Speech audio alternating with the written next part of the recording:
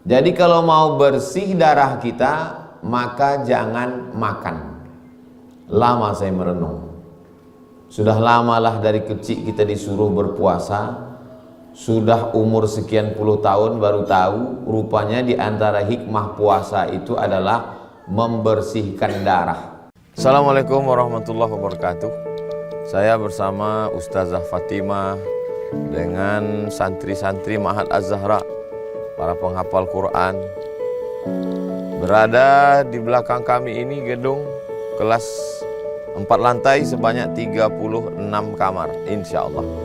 Mudah-mudahan bulan Juli nanti 2024 sudah bisa ditempati untuk belajar santri-santri yang baru.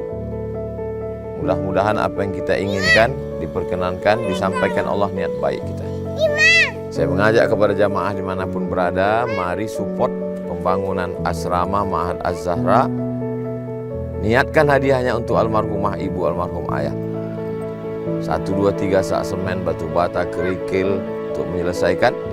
Pahalanya mengalir untuk almarhumah melalui donasi BSI Bank Syariah Indonesia, nomornya 767 7777 227. Sekali lagi, BSI 767 7777 227 atas nama Yayasan Pendidikan Hajah Rohana. Jangan lupa konfirmasi ke nomor berikut 0811 6650 026. Sekali lagi 0811 6650 026.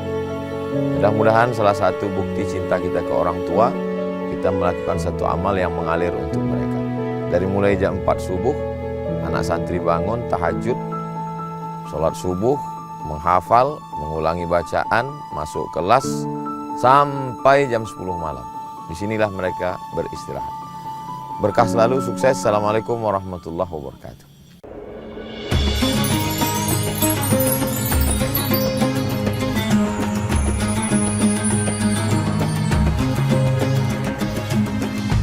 Bismillahirrahmanirrahim. Assalamualaikum warahmatullahi wabarakatuh. Anak raja menangkap balam, balam hinggap di kayu tualang. Dari bunyi sambutan salam nampaknya jamaah terlalu konyang. Apa kabar semua Bapak Ibu, sehat?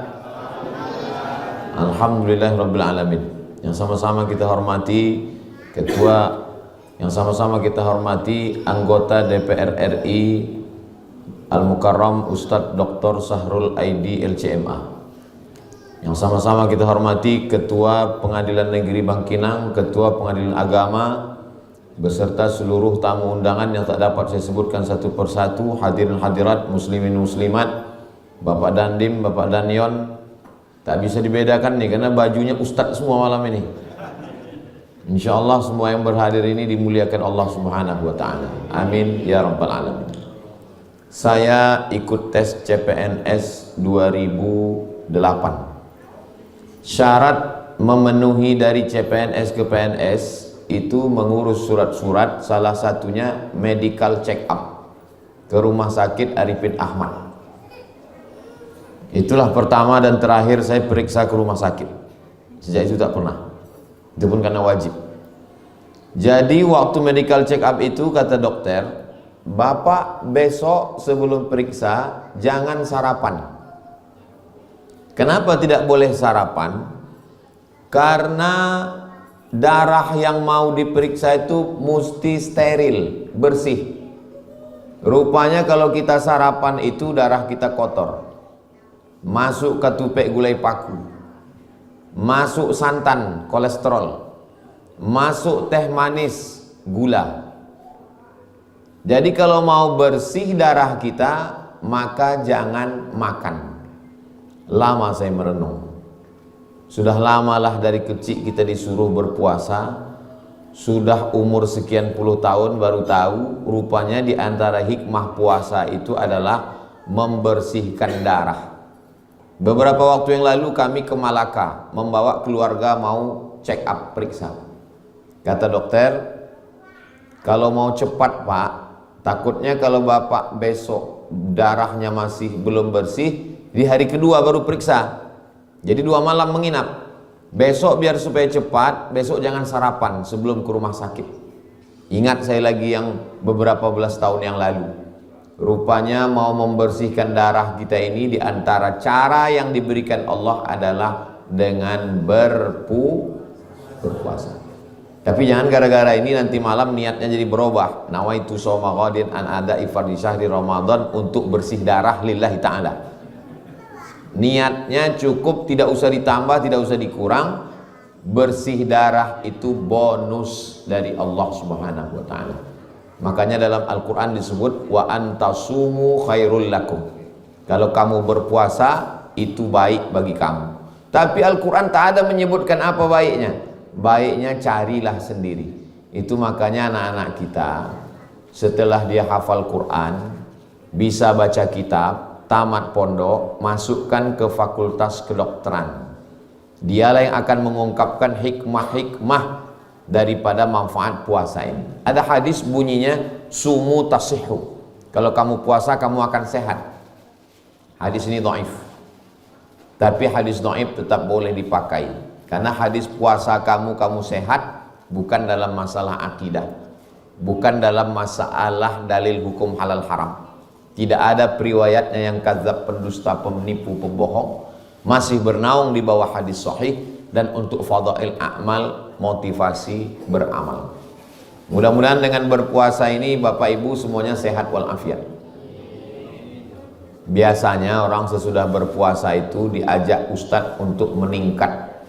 Dengan berpuasa marilah kita tingkatkan ketakwaan. Dengan berpuasa mari kita tingkatkan integritas. Dengan berpuasa mari kita tingkatkan semangat beribadah. Tapi biasanya selesai berpuasa bertambah pula 3. Gula darah naik, kolesterol naik, berat badan pun naik.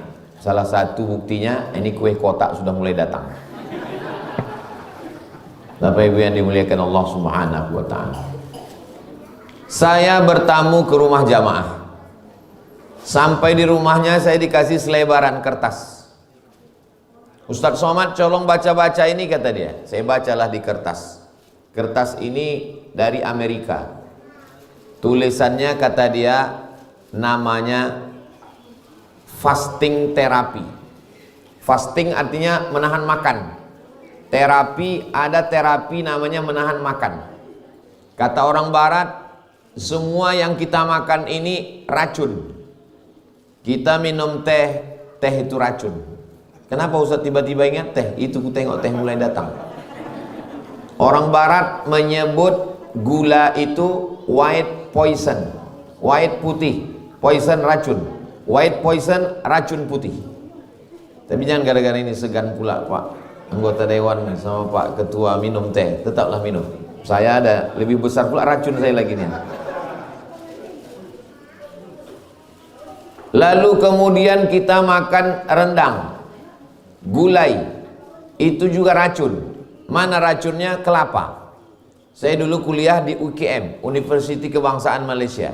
Masuklah dosen saya ke dalam. Kata dosen saya, andailah saya jadi raja, maka yang pertama saya lakukan adalah memotong seluruh pokok kelapa yang ada di Malaysia.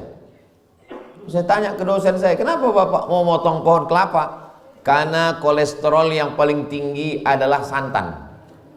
Dan makanan kita santan semuanya. Pagi ketupek gulai paku, santan. Siang rendang, santan. Minum cendol, santan.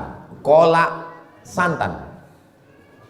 Kalau memang santan itu racun, gula itu racun, kenapa nenek moyang kita dulu makan santan, minum gula, sehat-sehat aja Pak Ustadz? Mereka habis makan rendang, minum gula, mencangkul 2 hektar. Kita habis makan santan, minum gula, tarik selimut, tidur 4 jam. AC-nya dingin. Cobalah masukkan santan ke dalam kulkas, membeku. Begitulah darah kita jadi beku. Yang membekukan darah itu 2. Yang pertama gula, yang kedua santan. Darah itu air. Maka kalau air dicampur dengan gula, kental dia. Besok ibu masukkan gula ke dalam kuali, panaskan kompor, gula mencair. Setelah itu biarkan dia beku, tarik sendok, terangkat sama-sama kualinya naik ke atas. Kenapa? Membeku. Darah kita membeku disebabkan oleh santan dan gula. Saya berjumpa dengan jamaah umurnya 85 tahun. Saya tanya, Pak Raja, apa rahasia Bapak sehat walafiat? Kata dia, Pak Ustadz, yang saya makan sayur bening, yang saya makan panggang, saya tak pakai goreng, karena minyak itu bahaya untuk darah. Sehat itu pilihan, mati itu takdir. Nah, jadi jangan pula gara-gara ini lalu ibu tidak minum teh, tidak makan gulai santan, tidak makan kolesterol, lalu kemudian setelah itu mati, saya yang disalahkan.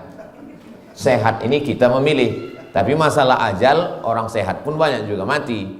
Orang yang sudah divonis mati pun tak mati-mati. Masalah ajal ini innama amruhu idza arada syai'an ayyaqula lahu kun fayakun. Jadi kata kertas yang saya tengok di rumah jamaah tadi, kata dia semua yang kita makan ini racun. Kita makan apel. Apel itu kalau kita makan, kita belah, tak ada ulatnya. Tapi kalau jambu yang kita beli ke pasar, kita belah, berulat. Kenapa apel tidak dimakan ulat? Ternyata apel tidak dimakan ulat karena disemprot pestisida. Pestisida itu tidak mati karena disiram pakai sabun. Pestisida tak mati karena mama lemon. Pestisida tidak mati karena air panas. Masuk ke dalam darah, menggumpal menjadi cancer. Tulisannya CANCER. Orang barat membacanya cancer. Orang kita susah menyebut cancer. Kenapa nih? Kanker. Maka menggumpal dia dalam darah. Orang barat menemukan obatnya, kata dia, mematikan darah. Racun-racun yang ada dalam darah dan dalam daging itu adalah dengan cara berpuasa. Cuman mereka tidak tahu saum, tak tahu dia puasa. Yang tahu dia adalah dengan cara fasting. Fastingnya tidak makan. Karena kalau orang tidak makan, badannya akan memakan dirinya sendiri. Racun-racun yang ada dalam darah, dalam daging, dalam tulang kita itu dimakan sendiri oleh badan kita. Ini tak bisa saya jelaskan terlalu panjang lebar, terlalu detail. Karena kata pepatah Arab, man takallama fi ghairi fannihi atabil ajaib. Siapa yang bicara bukan pada bidangnya, ngomongnya ajaib-ajaib. Jadi kalau ibu bapak nanti mendengar, Ustaz Somad tadi malam cerita tentang kesehatan agak ajaib-ajaib ku dengar. Karena memang bukan bidang saya. Tapi saya bercerita begitulah manfaat dari kesehatan berpuasa. Kenapa Nabi tidak pernah sakit? Karena Nabi berpuasa. Nabi Muhammad berpuasa. Sebelum Nabi Muhammad, Nabi Isa berpuasa. Buka kitab Lukas pasal 18 ayat 12. Aku berpuasa 2 kali seminggu, kata Nabi Isa.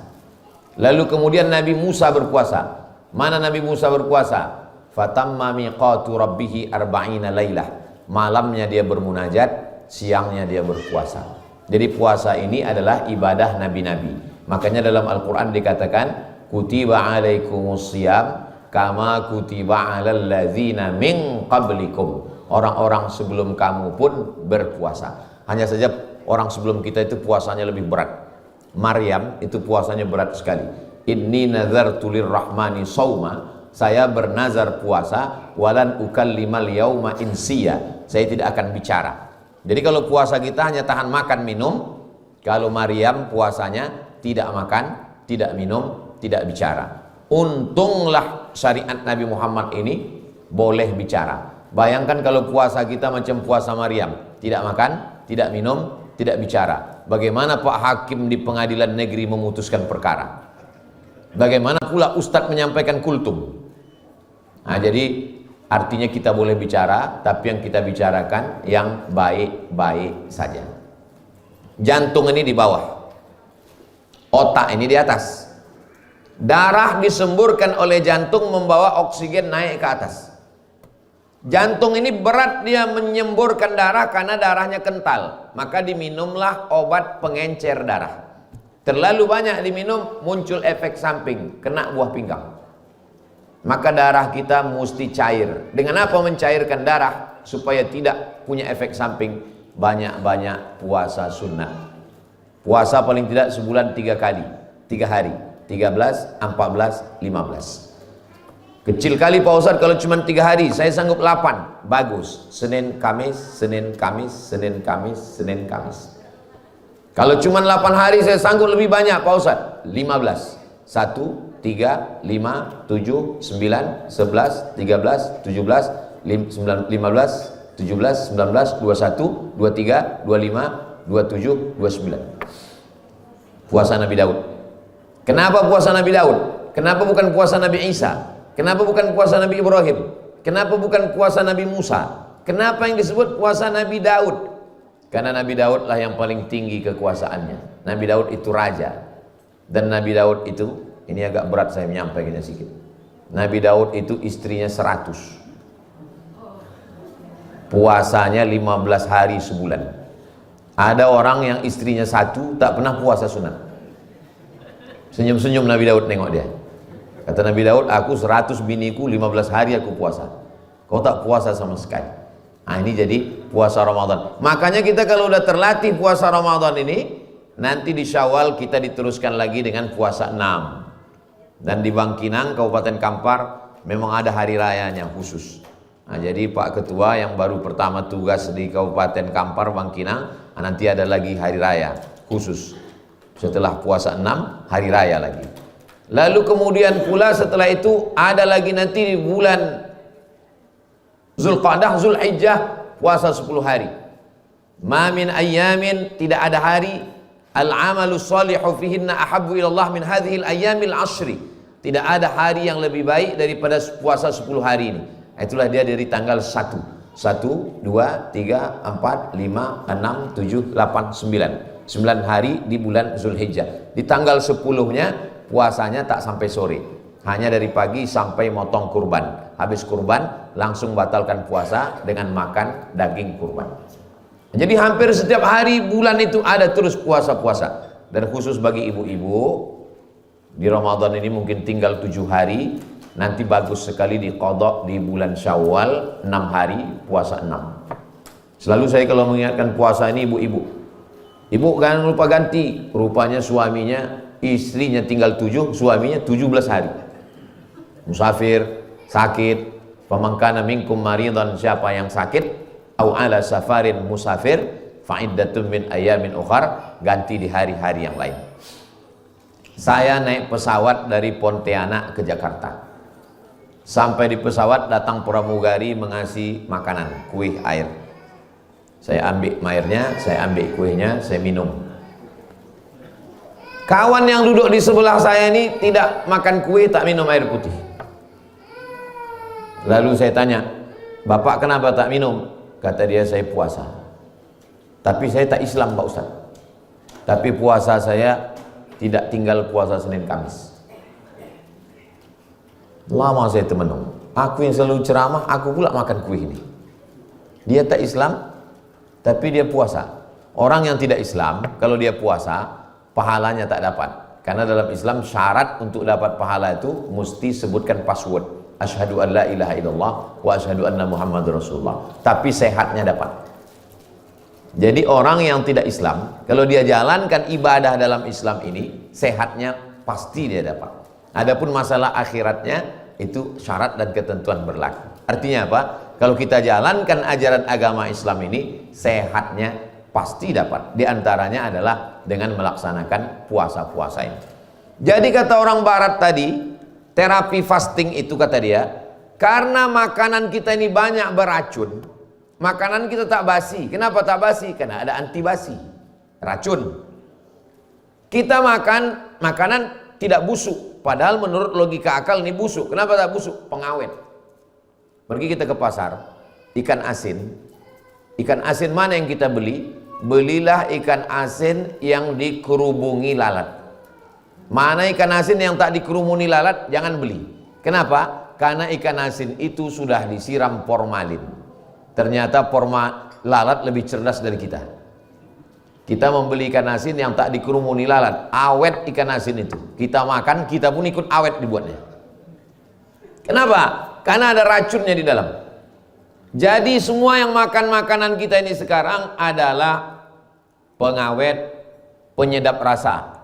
Penyedap rasa itu saya tak sebut merek. Siramkanlah dia ke keramik yang berlumut di kamar mandi. Siramkan, nanti malam ambil penyedap rasa di dapur, siramkan ke keramik yang berlumut di kamar mandi yang tak bisa digosok. Besok pagi siram dengan air. putih kinclong bersih. Kenapa? Karena bahan kimia yang ada di dalam. Almarhumah mak saya tak pernah masak pakai penyedap rasa. Pantang bagi dia. Dan dia mengajarkan kami begitu. Karena semua ini berefek kepada kesehatan kita. Karena semua yang kita makan ini penuh dengan racun, makanan cepat saji, makanan begitu cepat, maka makanan dengan pengawet, makanan antibasi dan lain sebagainya, akhirnya menggumpal. Cara menghilangkannya kata dia, ini orang barat bukan orang Islam, kata dia, tahan makan 8 hari sebulan. Saya waktu membaca itu tahan makan 8 hari sebulan, Allahu Akbar. Nabi kami sudah mengajarkan 8 hari sebulan, Senin, Kamis, Senin, Kamis, Senin, Kamis, Senin, Kamis. Badan sehat, berat badan terkendali dan lain sebagainya. Jamaah banyak husnuzon dengan saya. Disangkanya saya tak gemuk-gemuk ini karena puasa sunat. Padahal saya jarang sekali puasa sunat. Bahkan kalau pergi acara di mana-mana, pernah acara di Medan, kami sedang makan dengan Pak Kapolsek. Saya bilang, Pak Kapolsek makan. Kata Pak Kapolsek, mohon maaf Pak Ustadz, saya puasa. Dalam hati saya, aku yang selalu ceramah puasa, Pak Kapolsek ini pula puasa. Tapi saya kalau ditanya orang ada alasan. Ustadz kok tak puasa? Saya musafir. Kata Nabi, laisa minal birri asyamu fis safar. Bukanlah perbuatan baik kalau dalam musafir itu kita puasa. Untung ada dalil yang membela saya. Karena musafir terus. Saya setiap hari Jumat, Sabtu, Ahad, Senin itu musafir. Jumat ini nanti saya akan musafir ke Jambi. Jumat, Sabtu, Ahad, Senin. Saya di rumah 3 hari. Selasa, Rabu, Kamis itu di rumah. Ini sebetulnya malam ini di jadwal saya di rumah ini. Tapi karena diundang sama Pak Pengadilan, tak bisa tak datang. Takut kita disidangnya nanti di pengadilan. Bapak Ibu yang dimuliakan Allah Subhanahu wa taala. Jadi, semua yang diturunkan Allah ajaran agamanya ini adalah untuk kebaikan kita. Cuman tidak disebutkannya dalam Al-Qur'an. Dikasihnya kita akal untuk memikirkan itu, kita pun ketemulah apa rahasia-rahasia di balik syariat agama Allah ini. Maka itulah perlunya ada di antara anak kita yang jadi pakar gizi, pakar biologi, pakar ilmu bumi geologi, pakar ilmu langit astronomi. Supaya apa? Dialah yang mengungkapkan mukjizat-mukjizat keutamaan kehebatan Al-Quran dan Sunnah.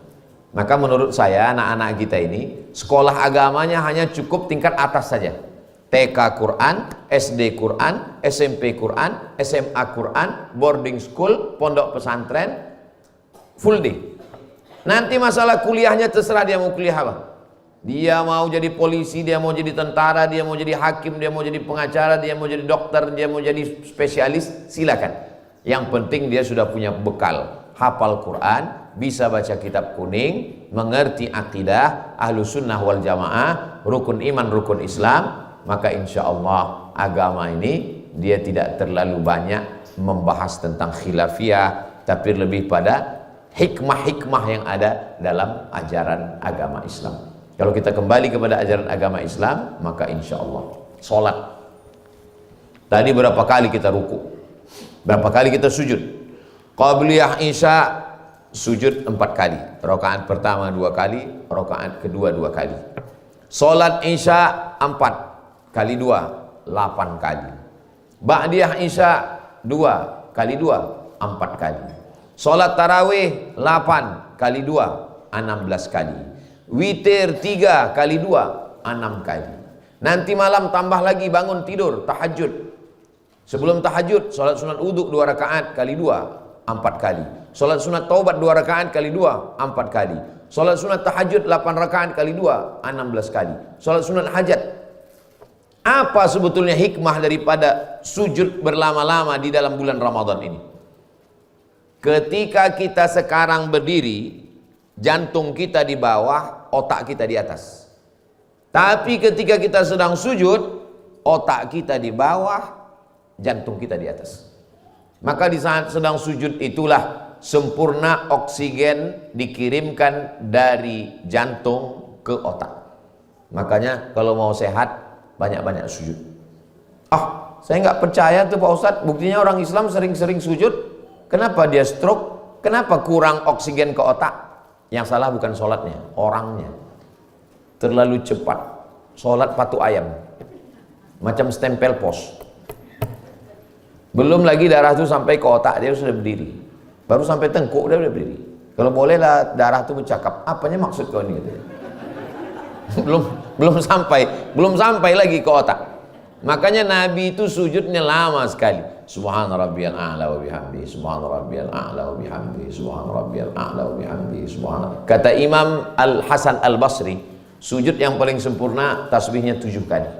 Subhana rabbiyal a'la wa bihamdi, subhana rabbiyal a'la wa bihamdi, subhana rabbiyal a'la wa bihamdi, subhana rabbiyal a'la wa bihamdi, subhana rabbiyal a'la wa bihamdi, subhana rabbiyal a'la wa bihamdi, subhana rabbiyal a'la wa bihamdi. Makanya ada tarawih-tarawih yang imamnya Valentino Rossi.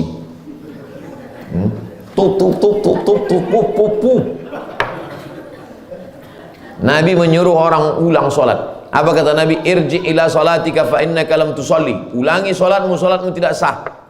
Diulanginya solatnya yang kedua kali. Kata Nabi, irji ila salatika fa innaka lam tusalli. Solatmu tidak sah.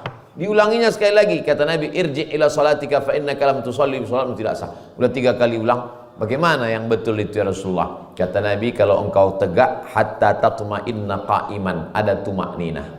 Kalau engkau ruku hatta tatma'inna raki'an, ada tumakninah. Subhana rabbiyal azimi wa bihamdi. Hatta tatma'inna sajidan, ada tumakninah. Nah, jadi malam ini kita ada tumakninahnya. Besok malam masjid-masjid yang ada tumakninah lanjutkan. Yang tak ada tumakninah kasih tahu ke pengurus masjid supaya diadakan kudeta. Dicari imam yang ada tumakninah. Karena sholat itu penuh dengan rahasia. Di antara rahasianya adalah kesehatan. Tapi sholatnya tetap niatnya lillahi ta'ala. Jangan pula gara-gara ini sholatnya supaya sehat. Sehat itu bonus dari Allah subhanahu wa ta'ala. Dengan memperlama sujud itu, maka pikiran kita tenang. Karena sempurna oksigen dari jantung naik ke otak, jantung kita ringan kerjanya. Orang mati mendadak biasanya karena serangan dua, serangan jantung sama serangan Israel. Serangan jantung.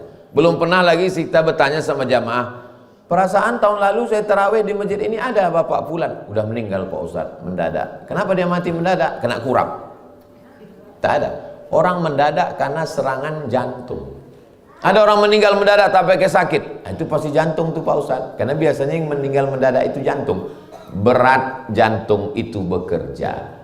Kenapa? Kerja jantung apa? Kerja jantung menyemburkan darah. Darah yang disemburkannya tidak sehat. Darahnya kental. Darah penuh dengan kolesterol, penuh dengan minyak, penuh dengan gula.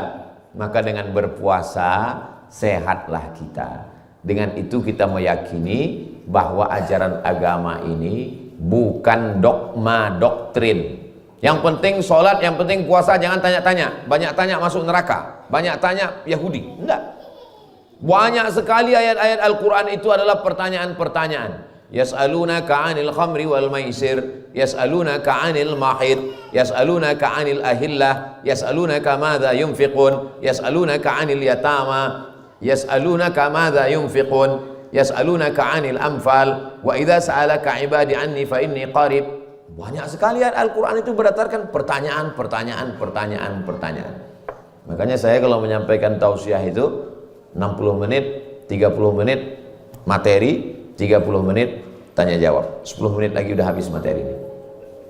Bapak Ibu yang dimuliakan Allah Subhanahu wa taala, maka selama bulan suci Ramadan ini kalau bisa masaklah menu-menu yang sehat. Saya kalau undangan di berbagai tempat, orang kalau mengasih makanan yang terbaik itu dikasih ke ustaz. Kalau saya dikasih makanan, kepiting, udang, lobster, semua itu disediakan. Nah, dikasihkan ke ustaz. Mana yang paling beracun, itulah yang dikasih ke ustaz. Undanganlah saya ke tepi laut di Singkil, Aceh. Diletakkan orang tua kepiting sebesar piring, udang lobster. Di situ ada ketua DPRD, bupati, dan dim Kapolres. Satu pun tak ada yang mau makan kepiting itu. Saya bilang, kenapa tak kalian makan? Kolesterol Pak Ustaz. Saya bilang, saya ajarkan doanya. Kalau bapak makan, insya Allah, Bismillahilladzi la yadurru ma'asmihi syai'un fil ardi wala fis sama. Ku sebut nama Allah Kalau sudah ku sebut nama Allah, tidak ada yang bisa memudaratkan baik di bumi maupun di langit. Terus kalau kami habis makan ini, Pak Ustadz, jamin tidak naik. Itu tak tanggung jawab saya sudah. Banyak orang ini bercakap tak betul. Kata dia, kambing mengandung kolesterol. Itu kalimat tidak betul. Mana pula ada kambing mengandung kolesterol? Kambing mengandung anak kambing. Mengandung kolesterol. Apa betul kambing itu membuat darah tinggi? Kata dokter, ternyata tidak. Saya ini banyak kawan saya dokter. Saya ceramah di IDI, Ikatan Dokter Indonesia. Apa betul Pak Dokter kambing itu membuat darah tinggi? Kata dia, tidak Pak Ustaz. Makanya Nabi makan kambing. Tak ada hadis menyebut Nabi meninggal karena darah tinggi. Tak ada. Lalu apa yang membuat darah tinggi itu? Bukan dagingnya Pak Ustaz, kecapnya sama garamnya. Justru yang membuat darah tinggi itu air putih. Cobalah orang pergi ke rumah makan, lambat air putih itu datang. Mana air putihnya? Gitu. Naik darah tinggi. Jadi sebetulnya yang menjadi racun itu adalah pola makan kita. Makanya Nabi mengajarkan kita disuruhnya kulu, makanlah, washrabu, minumlah, tapi ada remnya di ujung, wala tusrifu, jangan berlebih-lebihan. Semua yang berlebih itu tak baik. Kul, makanlah, washrab, minumlah, walbas, berpakaianlah, watasaddaq, bersedekahlah, min ghairi sarafin wala makhilatin, jangan berlebih-lebihan dan jangan untuk sombong. Ada orang makan sekarang untuk sombong? Ada. Orang sekarang ada makan untuk sombong. Pergi ke tempat rumah makan yang mahal, satu porsi 2 juta dan tidak dimakan, hanya untuk ditengok dan untuk foto aja. Habis itu foto posting, tengok berapa yang like. Ini makan hanya untuk sombong. Dalam Islam kita diajarkan makan secukupnya. Jam 2 siang pergilah ke jembatan Sungai Kampar di Bangkinang, arah ke Bangkinang seberang. Tegaklah dia itu, tegaklah di atas jembatan itu menengok air ke bawah. Itu menengok teh tarik itu di bawah. Kalau di siang Ramadan melihat mobil warna merah pun macam semangka. Ibu hati-hati, jangan pakai jilbab merah. Di siang hari semua air danau mau kita minum, semua mau kita makan. Tapi begitu berkumandang azan maghrib, Allahu Akbar, Allahu Akbar. Kalau bapak mendengar azan, tanya dulu istri, yakinkan itu azan maghrib. Karena di bulan Ramadan ini semua azan itu bunyi azan maghrib. Ketika azan maghrib berkumandang, masuk 2-3 teguk air, masuk kurma 1-3-5, mana hawa nafsu siang tadi hilang. Makanya banyak sekali kalau istilah almarhumah emak saya, lapamato. Lapamato itu maksudnya mata aja yang lapar. Jam 6 sore itu semua mau kita beli, itu lapamato namanya itu. Begitu sudah masuk 2-3 teguk, hilanglah lapar itu. Bulan puasa ini kita sedang diajarkan hakikat hawa nafsu. Hawa nafsu itu tidak bisa didefinisikan. Hawa nafsu itu langsung dirasakan. Apa ada manusia yang tak ada hawa nafsunya Pak Ustaz? Tak ada. Nabi pun ada hawa nafsunya. Dan Islam bukan menyuruh kita menghilangkan hawa nafsu. Islam membuat kita menempatkan hawa nafsu pada tempatnya. Maka silakanlah makan. Sampai kapan nafsu ini hilang? Madamat arwahuhum fi ajsadihim, selama ruh bersemayam dalam jasad ada hawa nafsu. Jadi kalau ada orang risau saya dengan hawa nafsu saya nih Pak Ustaz, jangan risau. Nanti kalau sudah berpisah ruh dengan jasad, hilang sendiri itu. Lama hidup banyak dirasa, jauh berjalan banyak ditengok. Bapak ibu yang sudah berpengalaman, pernah bapak ibu menengok mayat minta sarapan pagi? Tak ada. Kalau sudah berpisah ruh dengan jasad, dia hilang sendiri. Maka selama hayat di kandung badan, selama ruh berada dalam jasad ini, kita disuruh mengendalikan hawa nafsu dengan puasa. Dari mulai terbit fajar sampai tenggelam matahari. Terbit fajar itulah dia azan subuh, tenggelam matahari itulah dia azan maghrib. Dan kita puasanya tidak terlalu lama. Kita puasa hanya sekitar, kalau Pekanbaru sahurnya azan subuh jam 5.10, maka berbukanya jam 6.30, berarti kita berpuasa hanya sekitar 13 jam setengah. Hanya 13 jam. Tapi di Eropa, di Jerman, ada yang berpuasa sampai 18 jam. Di Mesir kalau udah musim panas 16 jam. Alhamdulillah, takdir saya 98 di Mesir pas musim dingin, jadi tak terlalu lama. Tapi pas adik-adik kelas saya itu 1 tahun mundur 11 hari, 11 ada yang takdirnya pas puasa bulan Agustus. Beriman kepada takdir baik takdir buruk lah. Agustus itu sahurnya jam 4, berbukanya jam 8.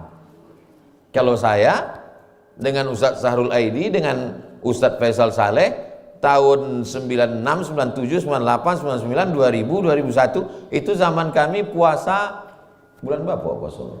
Mei. Sekitar